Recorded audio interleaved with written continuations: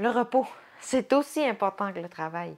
Beaucoup de gens regardent en arrière à leur vie, à quand ils étaient enfants, en pensant combien, malgré les difficultés, la vie était belle. Je pense que c'est dû au fait que c'est pas nous qui payons la maison, c'est pas nous qui recevons les factures, c'est pas nous qui gérons les choses. C'est comme si la vie est belle. On a juste à aller à l'école avec nos amis et vivre notre vie. Mais on se rend compte bien vite que la vie est pleine de responsabilités. Le temps passe vite et l'époque où on était jeune est vite passée. À partir du temps où on a notre premier travail, où on commence les études, on dirait que plus les années passent, plus ils vont vite. Et puis on se réveille 30 ans plus tard et on se demande où toutes ces années-là sont passées. Ces années qui étaient sans repos, mais pleines de défis, où on pensait vivre notre vie et être heureux proportionnellement à ce qu'on avait. Mais on se rend compte que toutes ces choses n'étaient que fumée. Un souffle qui passe et qui s'en va, comme nous dit la Bible. Mais ce que Dieu a planifié pour nous est infiniment meilleur et nous dit « Venez à moi et je vous donnerai le repos ». Ce repos ne peut être ailleurs qu'en Jésus. Le repos est important sous différentes sphères. Premièrement, à ce qu'on est plus habitué, le sommeil.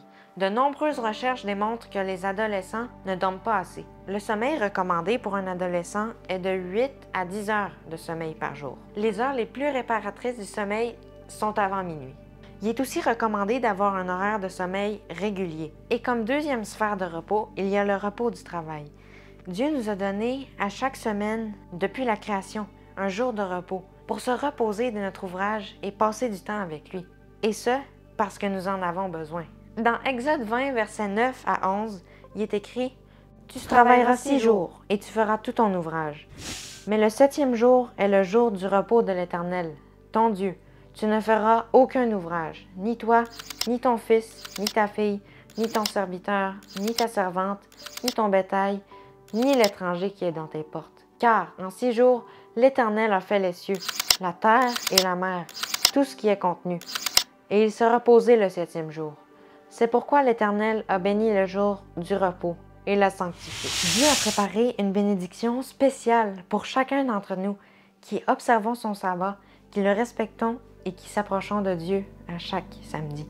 Vous pouvez voir l'équilibre que Dieu a placé entre le travail et le repos.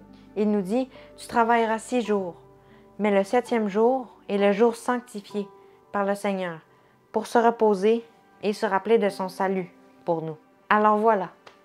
Rappelez-vous que la vie est plus que ce qu'on possède et que c'est notre préparation pour l'éternité. Je vous invite à vous reposer comme le Seigneur l'a planifié. Et comme deuxième sphère de repos, il y aura